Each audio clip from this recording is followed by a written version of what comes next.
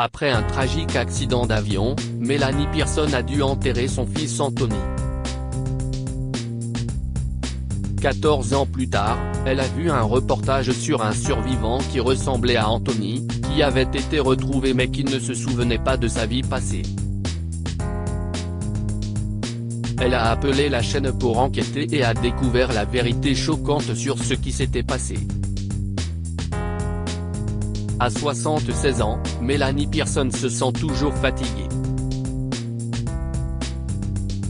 Mais cela n'a rien à voir avec son âge. Il y a 14 ans, son fils Anthony est mort dans un crash d'avion alors qu'il se rendait en Europe, et sa vie n'a plus été la même.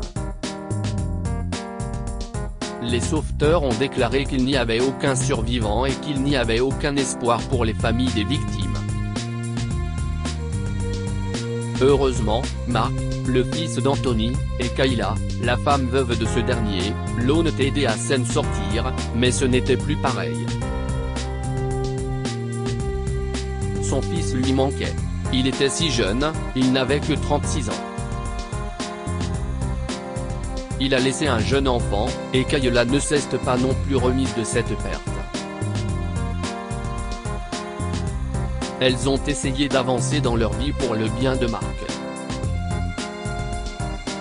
Il avait besoin que les femmes de sa vie soient fortes, et si est ce sur quoi elles étaient d'accord.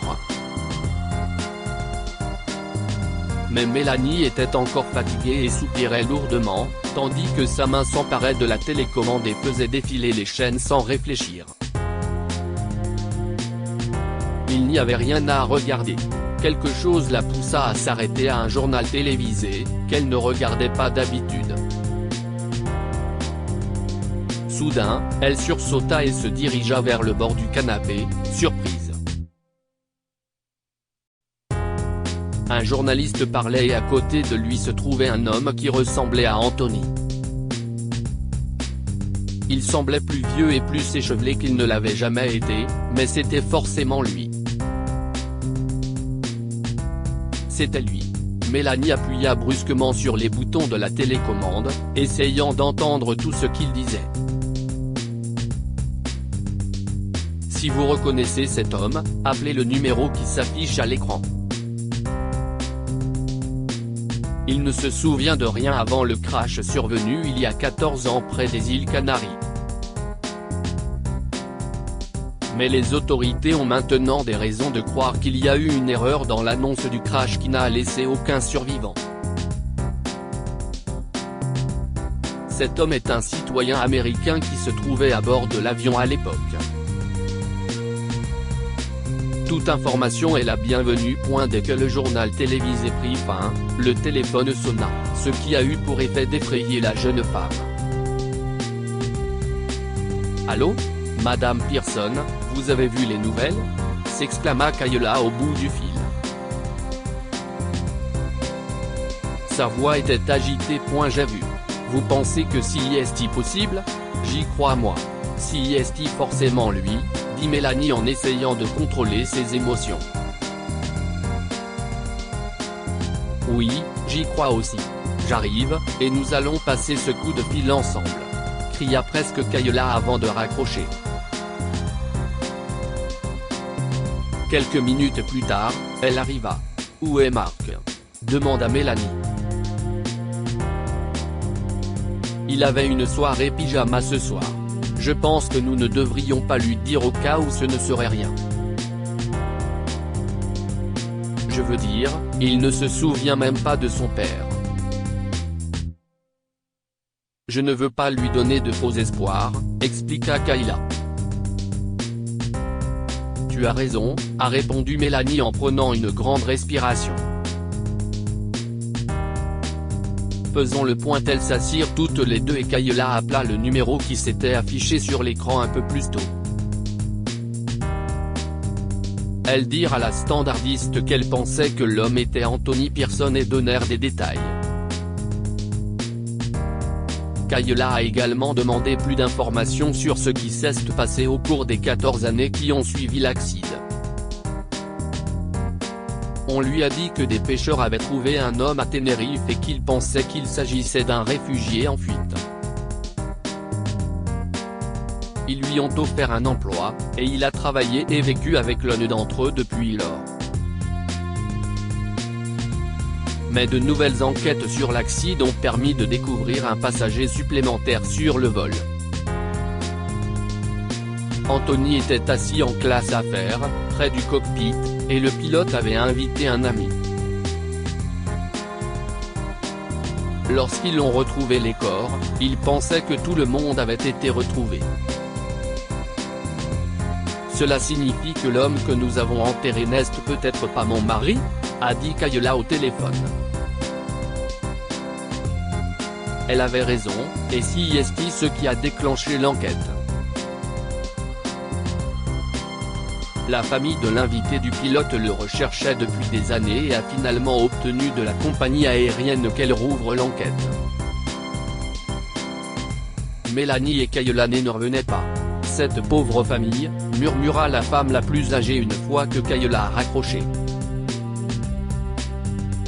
La chaîne leur a dit que l'homme qu'ils pensent être Anthony travaillait avec l'ambassade des États-Unis pour obtenir un passeport provisoire et rentrer chez lui.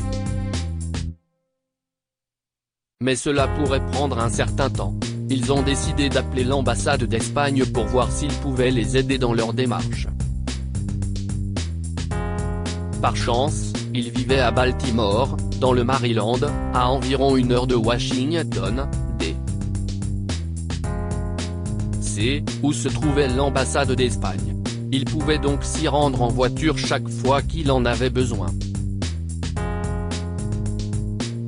Mélanie, Kayla et Mark ont attendu à l'aéroport international de Washington D.C. Ils ont finalement réussi à tout expliquer à l'adolescent, qui était enthousiaste mais prudent. Enfin, les portes s'ouvrirent et plusieurs personnes sortirent, mais Kayla était sur les dents pour essayer de localiser Anthony. Elles étaient déjà sûres que c'était lui, mais Mélanie essayait de rester calme. Soudain, Kayla cria et courut vers l'homme qui portait un petit sac à dos et regardait autour de lui. Il vit une femme courir vers lui et ses yeux s'écarquillèrent. Kayla lui sauta presque dessus, lui faisant un gros câlin qu'elle n'oublierait jamais, et il l'embarrassa d'un petit rire. Mélanie et Mark s'approchèrent plus lentement mais ne purent contenir leur excitation. La femme la plus âgée entendit Anthony dire « Je suppose que tu es Kayla, ma femme ?» « Oui », s'exclama-t-elle en se mettant à pleurer. De toute évidence, on lui avait expliqué qu'une famille l'attendait à la maison, mais Anthony ne se souvenait pas encore sa vie avant l'accident. « Je suis Mélanie, ta mère », se présenta la femme plus âgée en le serrant également dans ses bras. Anthony regarda son fils et lui dit « Tu es Mark, si est-ce ça ?» L'adolescent acquiesça, se sentant gêné par ces étranges retrouvailles. « Je vais faire de mon mieux pour me souvenir de tout, mais il faudra que tu me racontes ce qui s'est passé au cours de ces 14 années. » Mark sourit à Anthony et le prit dans ses bras. Ils rentrèrent ensuite chez eux. Mark lui fait visiter leur maison, qui est la même que celle qu'ils ont achetée il y a des années, et Mélanie a apporté des albums de photos de toute la vie d'Anthony.